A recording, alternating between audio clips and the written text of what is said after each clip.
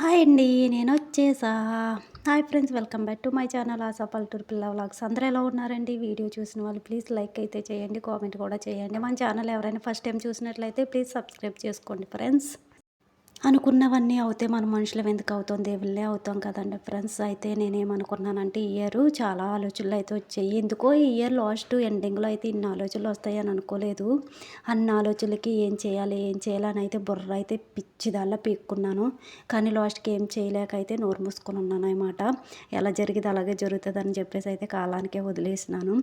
అయితే ఏమనుకున్నానంటే మా ఇంటి పక్కనే పందిరేసాను కదా, అక్కడైతే షెడ్ వేద్దాం అనుకున్నాను. అయితే అవ్వలేదనమాట. మనం అనుకున్నది ఒకటి, వాళ్ళు చెప్పింది ఒకటి. మనం తక్కువలో ఎక్స్పెక్ట్ చేసాం, కానీ వాళ్ళు చాలా ఎక్కువ చెప్పారన్నమాట. వాళ్ళు చెప్పిన మాటకైతే నా గుండె జారి చేతిలో పడింది. అంత అమౌంట్ అయితే చెప్పారన్నమాట. అంతలో అయితే మనం పరిగెట్టలేమని చెప్పేసి ఆగిపోయినాను. నెక్స్ట్ వచ్చేసి వంటగదిలో కబోర్డ్ కట్టిద్దాం అనుకున్నాను. అది కూడా ఎందుకులే అనేసి నాన్న అది ఇది అని అంటే ఇంకా అది కూడా ఆగిపోయినాను. సరే అని చెప్పేసి ఇంటి ముందట వరండా ఉంది కదా, దాన్ని కొద్దిగా రూమ్‌లాగా చేద్దామని చెప్పేసి అనుకున్నా. అది కూడా అవ్వలేదు. ఓడియమ్మ ఎందుకులే అని అసలైతే పెయింటింగ్ ఆపేద్దాం అనుకున్నాను. కానీ లాస్ట్‌కి అయితే పెయింటింగే అవుతుంది. ఇంకేం చేస్తాం.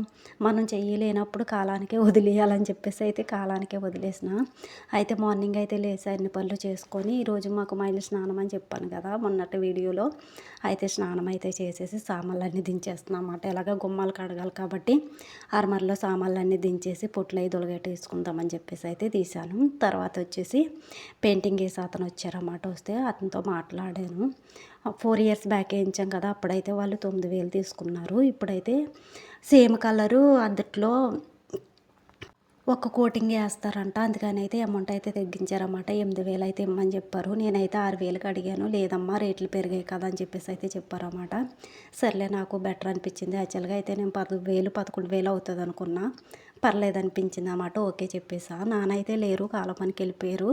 వచ్చిన తర్వాత అయితే నాన్నకి చెప్పాలి. అసలు అయితే ఎందుకులే ఈ సంవత్సరానికి వద్దు అన్నారు. కానీ మనం అనుకున్న పనులు అవ్వలేదనుకో, మన ఆడవాళ్ళకి అసలు నిద్ర పట్టదు, ప్రశాంతత ఉండదు. ఆడవాళ్ళంతా అంతే కదా.